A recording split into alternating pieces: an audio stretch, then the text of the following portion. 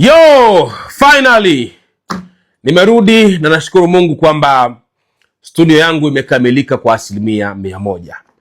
Nakumbuka juzi wakati nimeweka ile video nikuambia kwamba ni muda wa kuiambia ile seti ya zamani kwa heri na kufanya mimi kuingia kwenye chapter nyingine.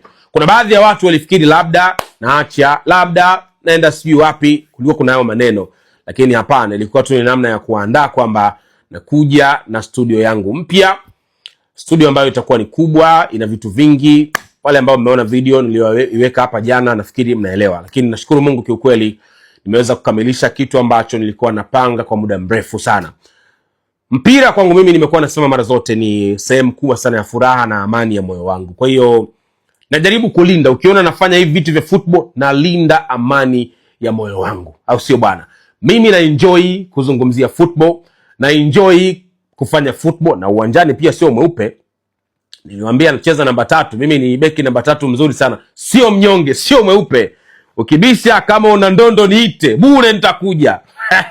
Nije nikichafue hapo. Anyway, nashukuru sana kwa wote ambao nimeona comments zenu, siwezi nikajibu kila mmoja, lakini nawashukuru sana kwa wote ambao kubali hiki ambacho nimekifanya.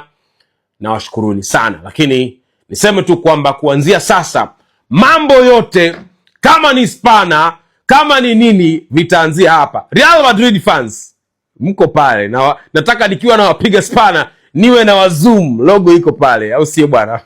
Kwa hiyo tulieni ndugu zangu. Calm down everybody, calm down. Subiri, I think mengi mazuri yanakuja. Respect kwa seti ya zamani ambayo ilikuwa inabebwa na ile jezi pale nyuma iliyosainiwa na Pedri. Ndio maana ile jezi nitailinda kwa wivu mkubwa sana.